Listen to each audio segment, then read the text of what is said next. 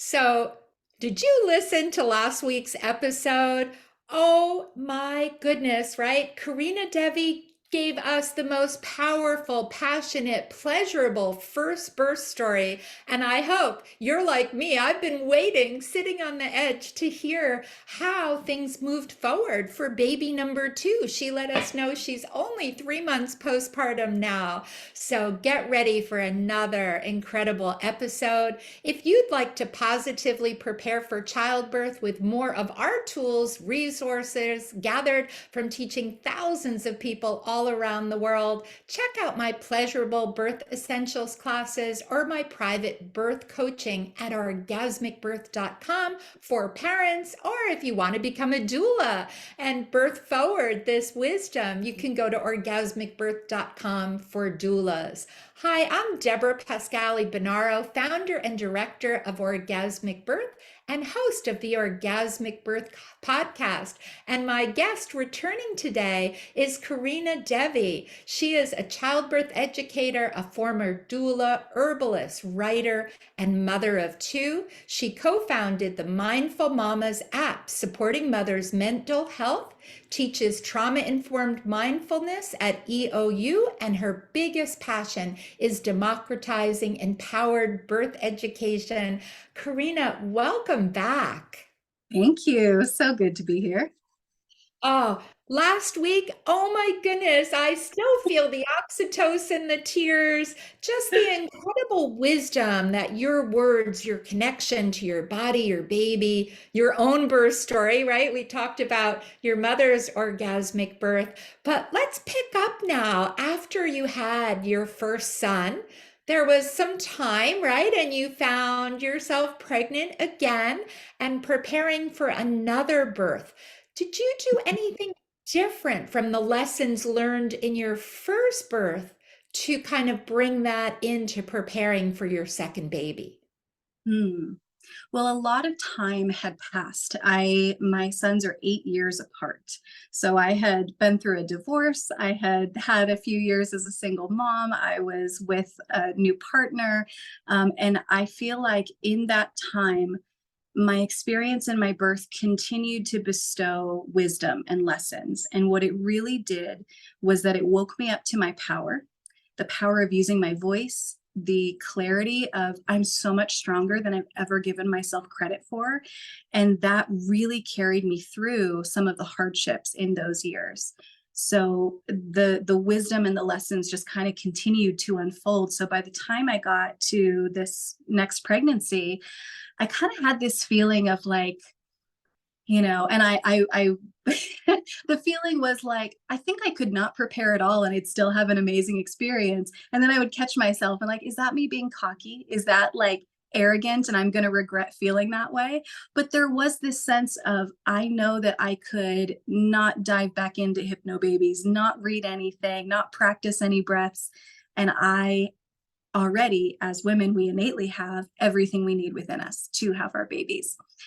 So I definitely took things a little bit differently. I wasn't reading 12 books like I did in my first pregnancy. I wasn't, inhaling everything hypnobabies could give me. I just really leaned into the joy of being pregnant. I love being pregnant, not so much in the first 3 months.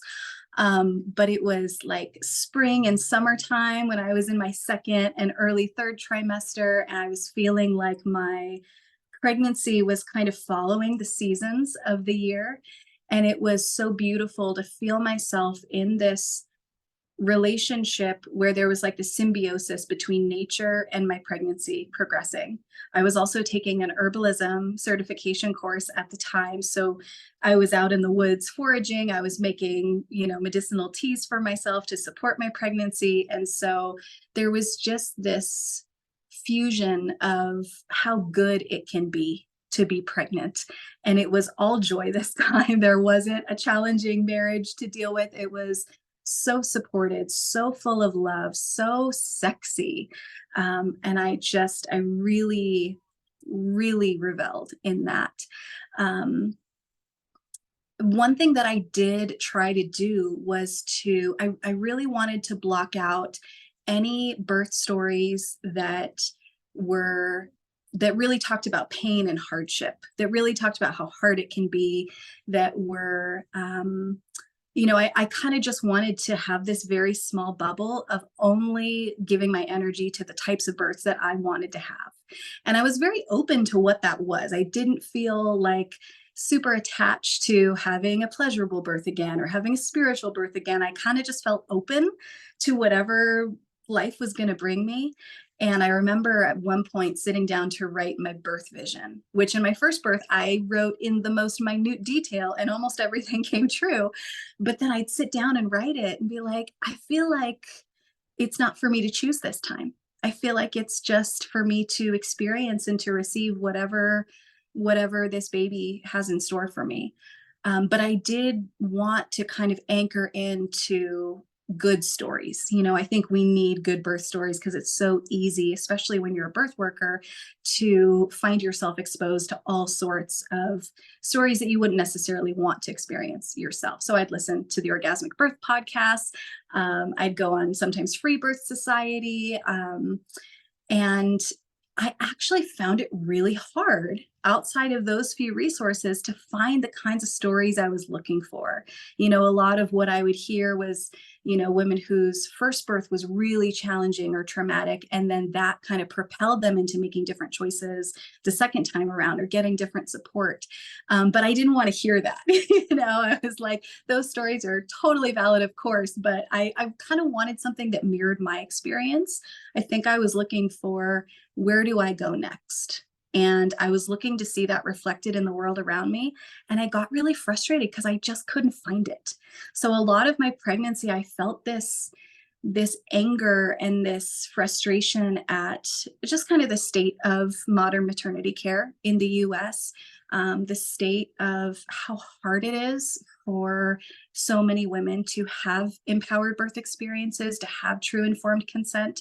So this baby brought up a lot of fire in me, which was interesting. And yeah, so I didn't do too much of anything that was concrete to prepare. And this one was a little bit different too, because I ended up going to 42 weeks, which I did not expect. I Maybe too, right? We think often a little bit earlier, maybe, but good to hear. yeah. How are you feeling in the wait? Um, so I kind of had it in my mind and was telling my husband, because the new husband, first baby for him, was like, don't plan for any time off until after 40 weeks. Like, the first one was 40 weeks, 4 days. I'll probably be right around there, right? Maybe a little earlier. And then we get there and it's like, okay, 41 weeks. Okay, here we go. So I started to bump up against the limitations of my midwife's license. In Oregon, she can only attend me until 43 weeks. And after 41 and I think 6 days, I have to have 2 non-stress tests a week. And at this point, it was a very hands-off pregnancy. That's what I've really liked in midwifery care, is like, you tell me what tests you think are, let me know what's offered at this time and I'll say yes or no. And so now that there was this kind of thumb on my experience of, you have to do this or you can't have your midwife anymore, it brought up more of that fire and that frustration. I hated that even choosing an experience sort of outside of the system, laws could still dictate what I did with my own body. And so I kind of, traversed this line through those last couple of weeks where there was this frustration coming up, but there was also, it's a big test of faith to go that long. You hear people talking about stillbirth and all sorts of complications. You hear everyone wants to know, like, okay, do you want the induction tips? I'm like, no, I'm tempted, but no. And I'm so grateful for my midwife. She was so great at being like, okay, we could do these things if you want, but I'm not gonna, offer it to you unless you really want it. So I didn't feel like I was being pushed to induce, but I definitely got the message of like, hey, the world is watching and waiting. Let's have that baby. And I just kind of wanted to like crawl off into the woods and find a little tree and hole up until I had my baby and then come back. I just wanted to retreat from the world. And it was a really big test of faith to lean into what I knew, to lean into the wisdom of my own body, trusting that my baby knows when to be born. And I definitely had some times where I'm like on the evidence-based birth website reading about post-dates, births and risks, and like, okay, here's the relative risk and here's the absolute risk, and just, trying to wrap my very hazy third trimester brain around it. And I had a couple of like stops and starts with this labor. It wasn't the same progression as the first one. I'd had one day where I had been having contractions like 10 minutes apart all day, and then they stopped.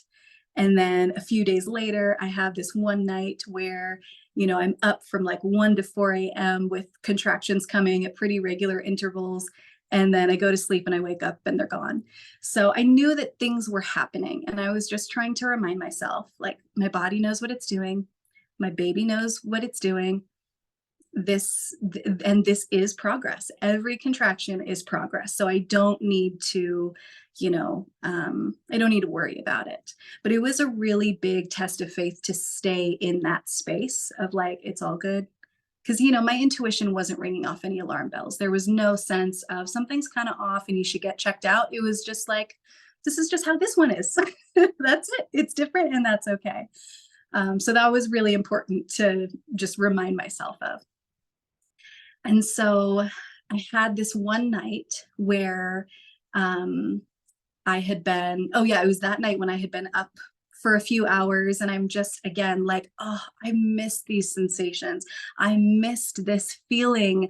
There's just something so ancestral about feeling these squeezes inside my body. It's like getting a big bear hug in places where no one can hug, the insides of your pelvic ligaments and bones. And it just was so delicious. So I wake up the next morning and I wake up to this hot trickle down my thigh.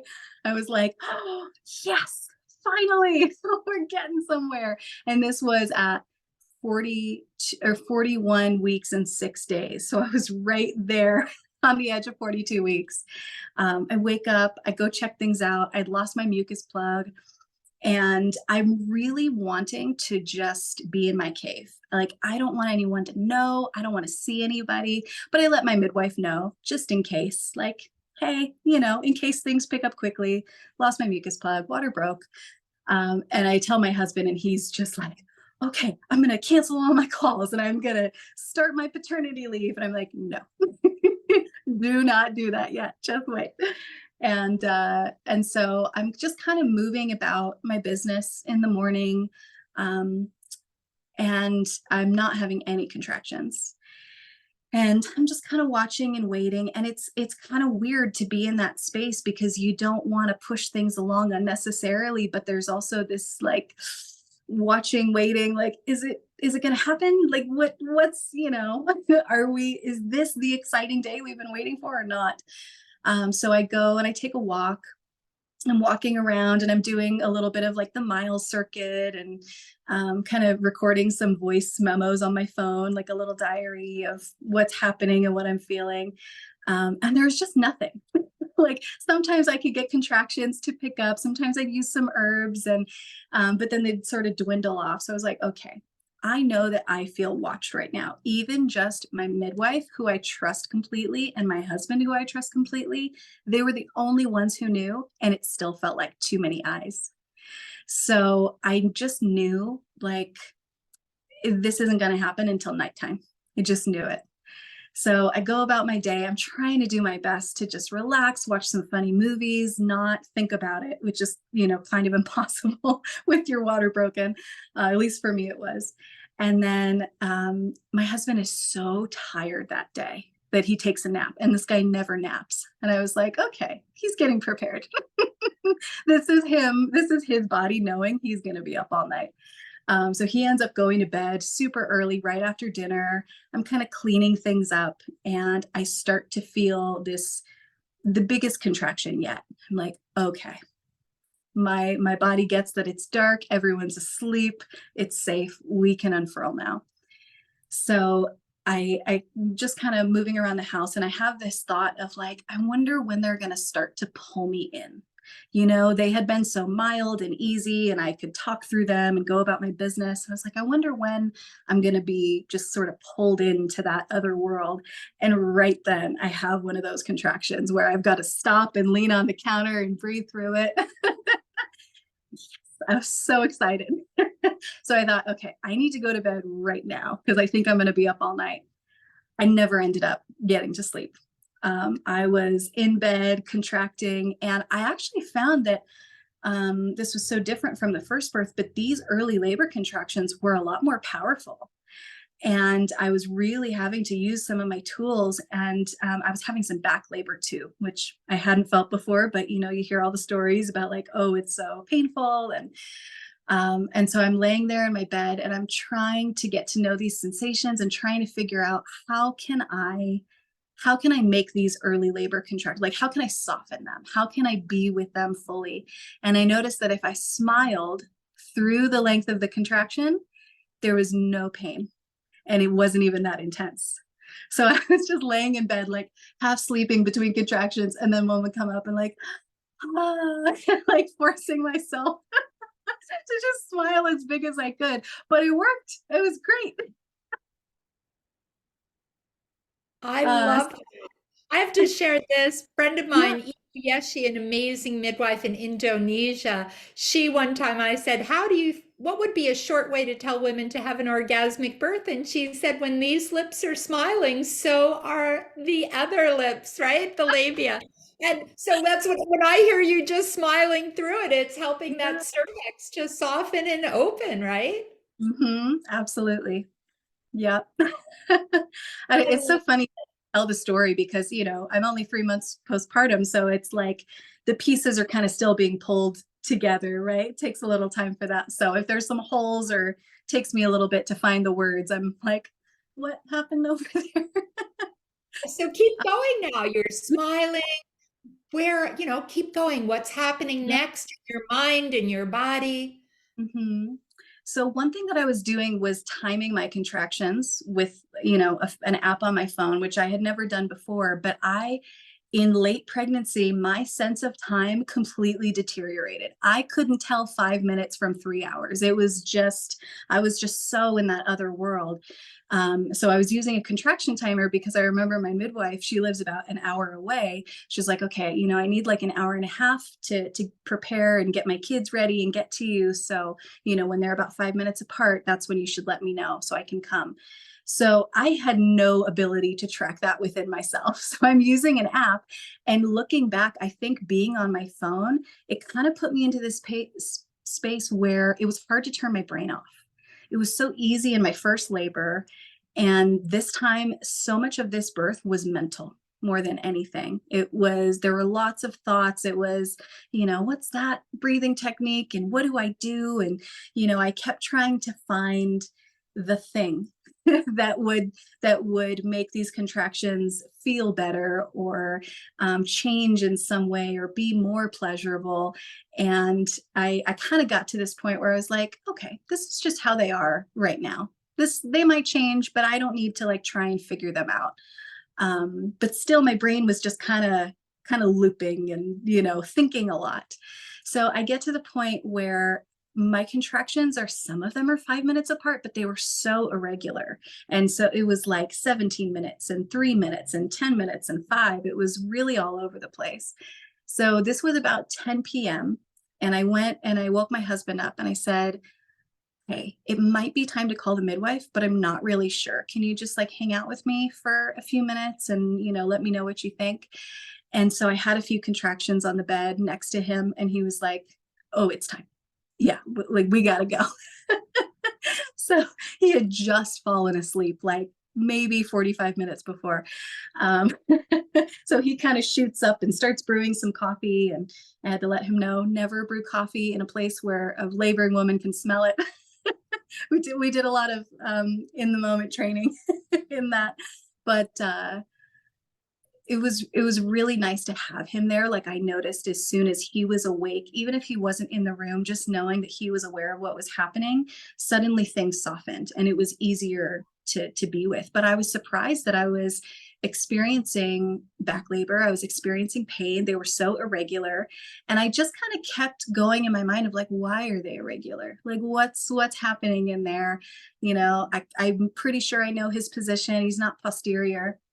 So there was just this like kind of anchor into my mind that was so active and persistent throughout pretty much the whole labor, which was a really interesting thing to experience because I know so many women do have that experience. So my midwives get here, and she's, kind of palpating, feeling for baby's position, and he's still ROA, like he had been my whole pregnancy. And so it was like, maybe they're just irregular and that's okay. And we'll just, keep a watchful eye, but this is fine. They don't have to be super regular. um, so once she got here, things picked up pretty quickly. My whole sort of active labor period ended up only being about 4 hours this time. And I kept waiting for my endorphins to kick in. I kept waiting to like go to that labor land, lovely place where you're just, just in the sensory tapestry of it all. But instead I was like, I kept trying to find like, what's my ritual? What's my rhythm? How do I be with this? And so I think I did every single like comfort technique I know. I was tapping on my thigh. I was counting the length of the contraction so I knew when it would reach its peak, and then they were so irregular it didn't actually work. I was doing every breathing technique I know. I was on the toilet and on hands and knees and on the birth ball and just kind of like pushing in my previous birth. I was just trying everything to relieve some of the intensity and pain. And I kind of got to this point where I spent a lot of time on the toilet in this birth, which is so funny because I did not want to be there in my first birth. But it was sort of my like place of sitting with myself and talking to myself of like, okay, this is what we're feeling. It's not what we expected. It's different than last time, but this is okay. We can do this. There's nothing wrong about this. There's nothing bad about this. It's just different. And I had this moment where I had to kind of be real with myself of like, okay, this actually hurts. I really didn't want to tell myself that it hurt. I didn't want to admit that. And then the moment I kind of said that out loud to myself of, okay, this actually hurts, it felt incorrect. It felt like pain was too shallow of a word. And then I realized what I'm feeling is power. I am feeling power flow through my body. And that's why it was intense. And from there, the birth took on this different tone that felt more purposeful. And I heard this voice inside of me say, well, one, it's not pain, it's power, but also like, this is your sacred work. And that just, it's like going for a run and being like, oh my gosh, I'm out of steam. And then someone sprays you down with water and gives you, a drink of Gatorade. It was like, okay, I can keep going. This is great.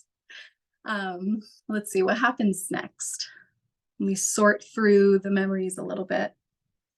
Yeah, take your time because I love the words, it's not pain, it's power. Just how beautiful to reframe. You've done a lot, both last week and this week, like your words of reframing what you're Mhm. experiencing is so powerful, right? Because our mind often then leads to what our body feels. So I love that Mhm. thought that it's, not pain, it's power. So take us from there. Like you're really reframing. You've got everybody there now, right? Your Yeah. midwife, your partner, everybody. So what's happening next? Yeah. Um, let's see. Yeah, so I'm just kind of in this place where I'm like, okay, this brain won't turn off. This sensation, this intense back labor won't go away. So we're just gonna accept it. We're gonna fully say yes to this feeling, and it's not gonna last forever, and it will end. And this whole thing is going to end in the most joyful moment of our lives with this beautiful baby in our arms. So, whatever it takes for me to get through it, That's what we need. So I'm kind of trying to like lift the mood at this point. Like I put on some reggae and I'm dancing, and the environment is really lovely. Like I wanted almost complete darkness. I had like a little salt lamp and some candles lit, but other than that, it's dark. It's the middle of the night. The midwives are in the other room. I've got total privacy, and it's just me and my husband there. So we're dancing, and I started to get into the pool, but I had to keep getting out to use the bathroom. And so that kind of became my sort of unintentional ritual, was like, have a contraction in the pool, get out, dry off, go use the toilet, have a contraction there, come back. And it was just, I really wanted to like hunker down and land somewhere, but it just wasn't in the cards. So it was just a lot of movement. And I kept reminding myself, because my doula brain was turned on to 100% in this birth, like, this is all good. All of this movement is helping your baby find those little spaces to move down and turn and make all the movements they need to make. And then I remember having this sense of, am I in transition? Like, these are just right on top of each other. And I'm at this point where I need some counter pressure on my low back or a double hip squeeze. I have to have one or the other. And my husband was amazing with the double hip squeeze. And my midwife, thankfully, they could kind of like bring their skills together, because she just knew the right spot to press on my low back. So she'd come in to check heart tones and see how I was doing. And she would just plant the heel of her hand on my sacrum, and it was just instant relief. So I really needed a lot of hands-on support at this point. And I'm starting to have that thought of, I don't know if I can do this anymore. Like, I wasn't getting tired. I was just starting to feel, I don't really know the word. I think I was just kind of, there was something in me that was tired. It wasn't my body. It wasn't my mind. It was just, there was something about the intensity that was kind of wearing me down. So right then, I have my next contraction, and I'm standing with my hands on the side of the birth pool. And this was a pretty tall one. So I'm not leaning over too much. And at the end of the contraction, my tailbone tucks under, and I feel myself push. I was like, there's no way I'm pushing yet. And I tell my midwife, I think I just pushed. And like, I kind of grunted with it. And she was like, yeah, we'll see. Like, let's, watch, and we'll find out. And then the next contraction, sure enough, there's this huge push that my body's doing. I was like, yes, thank goodness. I was so excited. Like, okay, we're done with those labor contractions. We're on to the next phase. We're getting there. And I kind of had prepared myself for a long pushing phase again. Oh, I think we're about to get a baby. And just a second. Okay, we're going to pause for a second. We love babies coming and joining. So wonderful, right? We have to bring our baby into this. Baby heard, you're telling my birth story. I need to be part of it, especially since you're saying that urge to push. So take us from there. Yeah, so I had really prepared myself mentally for another sort of longer pushing phase. The one with my first baby was about an hour and 45 minutes. And so I just kind of prepared myself of like, okay, we might be in for that, because it was the one part of my older son's labor that was challenging, that really required me to dig deep. I just kind of had in my mind, like, it might be just like that, and that's okay. So one thing that I made sure to do was that, even though these pushing sensations, just like in the first birth, felt so intense, I wanted to right away just fully say yes to them. Right away, embrace them, let them move through me. I knew that, it wasn't going to kill me. It wasn't going to be too much. I could handle it. It just felt big. It felt powerful. And so at this point, I'm on my knees in the birth pool, and my husband's there right in front of me. And I'm just letting this fetal ejection reflex, this powerful force, just boom, through me with every contraction. And I I had heard women talk about, I felt like I was going to split in two. And I always really hated that sentiment because it's just, it sounds so violent in a way, it sounds so severe.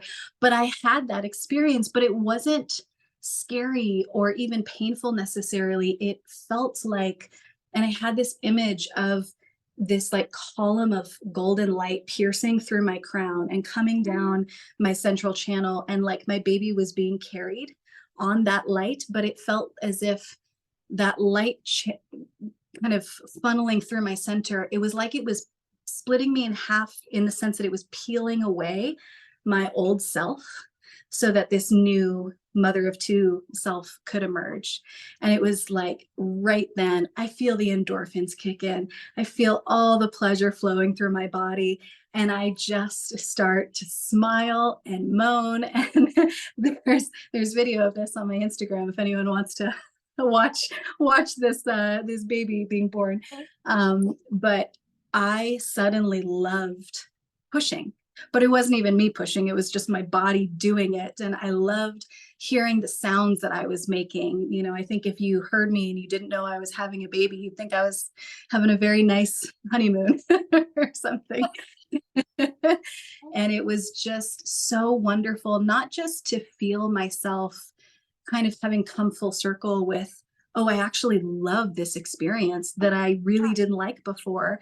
And it's not any less intense this time. It's just, I'm saying yes to it all the way and I'm not afraid of it.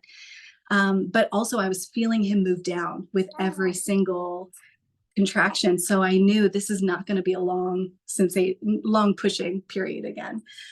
And then we get to that point where I feel his head crowning and I touch him. And it's just, again, gosh, one of the top sensations I think you can feel in your body. And there's something so sacred about being in that place with a little baby head partway out of you. Like you really do have a foot in each world. And I told my husband to feel his head and guided his hand there. And that moment of both of us just giggling and kissing and feeling that slippery little head, it felt completely timeless. I watched the birth video back and it only lasted about 2 minutes, but it just like that is the moment in his birth that I really like. I replay that in my mind over and over again. That was pure heaven. And then I think the very next contraction, he came out. and I did feel the ring of fire this time, which was interesting because I thought like, oh, I just don't feel it, right? Like maybe I'm just elastic enough that's not a thing for me. No, it was there. And oh gosh, he just came right out. But it was funny because his legs and his hips were still inside of me. I thought he was all the way out, and I reached down to grab him, and I look and I see that it's just the top half of him. And I had this moment of like, what do I do?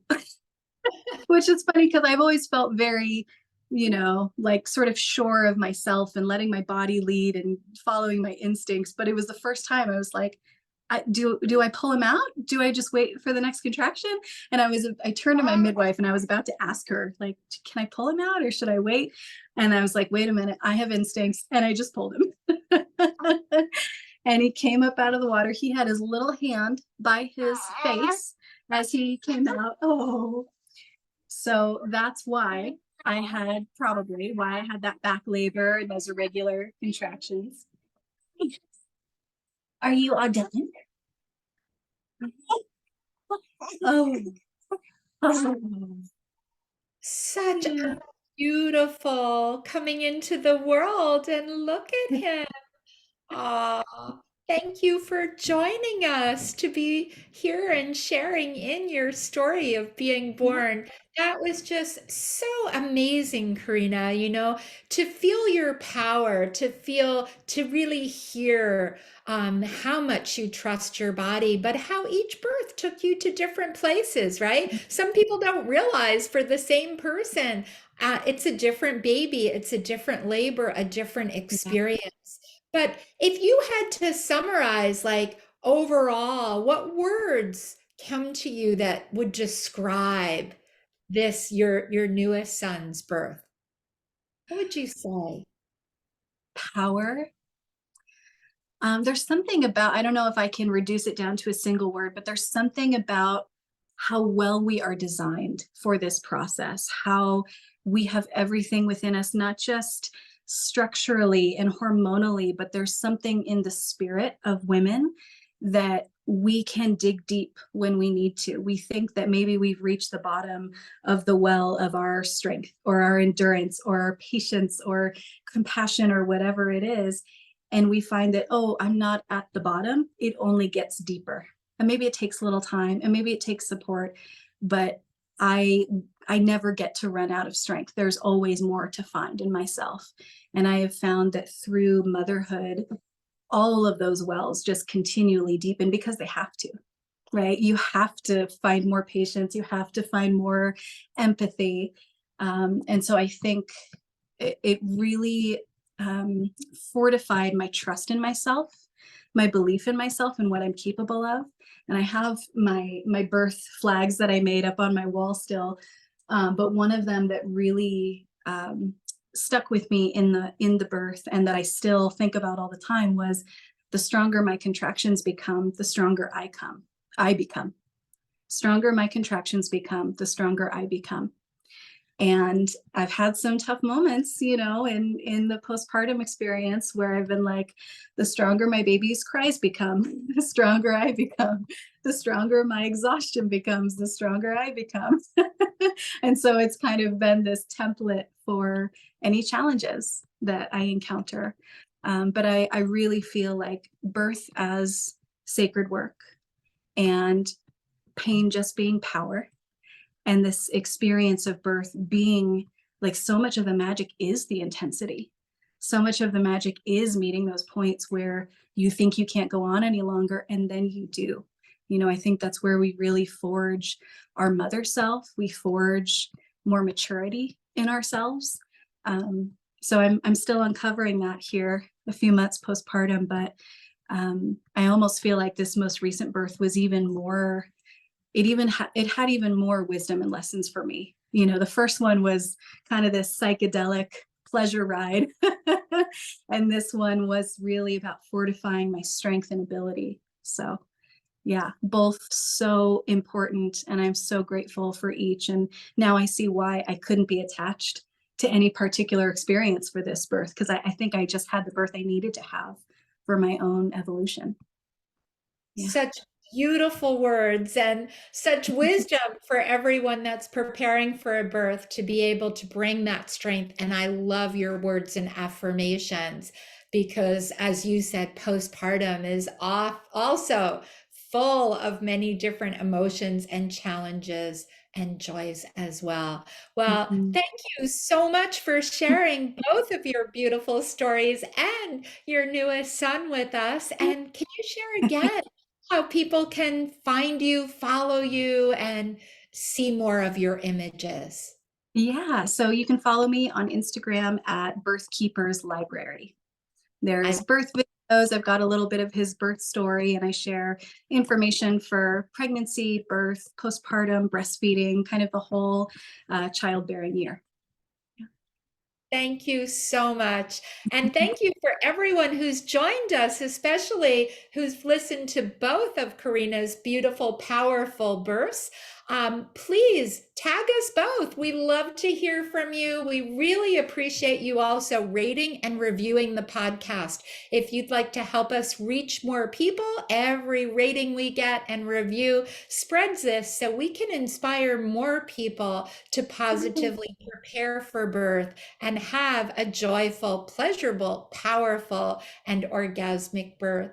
So thank you again, Karina, so much. Thank you Thank to you. all our listeners. We hope you'll join us for next week's episode of the Orgasmic Birth Podcast.